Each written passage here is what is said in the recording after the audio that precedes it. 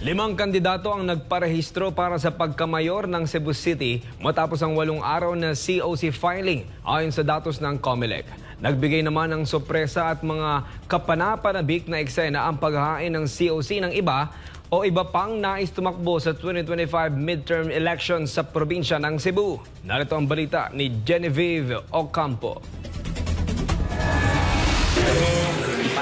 Naghain ng kanyang Certificate of Candidacy or COC si Cebu City Mayor Michael Rama na muling tatakbo sa ilalim ng Partido Barok, Team Rama.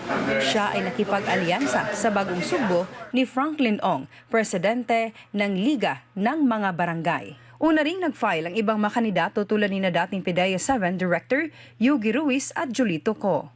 Araw ng Martes, Oktubre 8, o huling araw ng COC filing, naghain din ng kanilang mga COC sina Acting Mayor Raymond Alvin Garcia at Attorney Joey Dalos.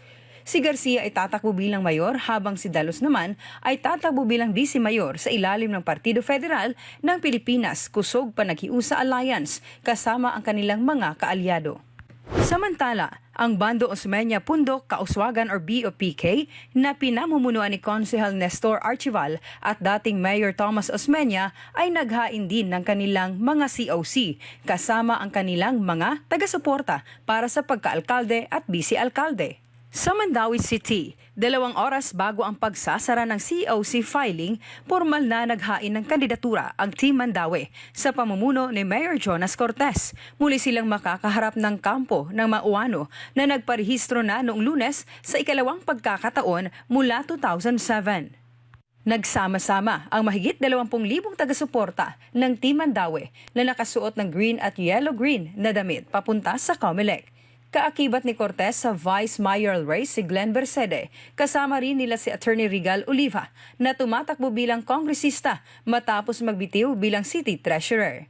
Makatutunggali ni Oliva si incumbent Congresswoman Emery Lollipop Wano Dizon. Samantala, nagulat ang grupo nang biglang umatras si board member Glenn Soco sa kanyang kandidatura matapos siyang kunin bilang running mate ni Governor Gwendolyn Garcia para sa pagka-vice-gobernador, dahilan kung bakit sila'y nagdaos ng agarang pagpupulong. Ayon kay Cortez, naguluhan sila sa pangyayaring ito, ngunit positibo nilang tinanggap ito dahil isang malaking karangalan para sa kanila na may taga-Mandaue na tatakbo bilang vice-gobernador. Sa Lapu-Lapu City, isang nakakagulat na hakbang naman ang ginawa ni na Mayor Jonard Ahong Chan at Congresswoman Maria Cynthia Cindy King Chan, kung saan sila ay nagpalit ng posisyon para sa 2025 midterm elections. Si Ahong ay tatakbo bilang kongresista habang si Cindy ay tatakbo bilang mayor, kung saan maging katunggalin nito ang dating alkalde na si Paz Radaza. Si Vice Mayor Celedonio Celsisitoy ay muling tatakbo bilang vice-mayor sa ilalim ng Team Kaabag. Sa provincial elections, formal na naghain ng COC si Pamela Baricuatro para sa pagkagobernador ng Cebu.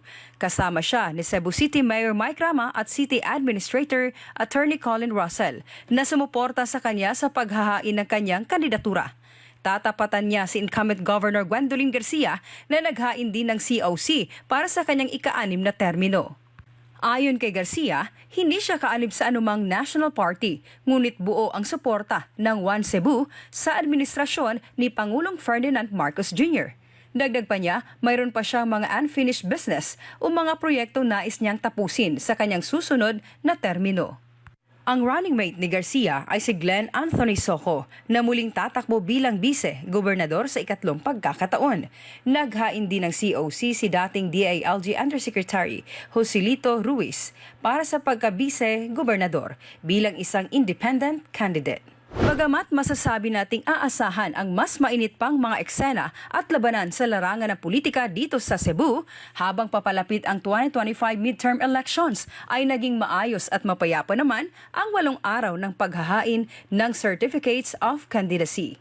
Para sa Diyos at sa Pilipinas kung mahal, ito ang iyong citizen correspondent mula Cebu, Genevieve Ocampo, SMNI News.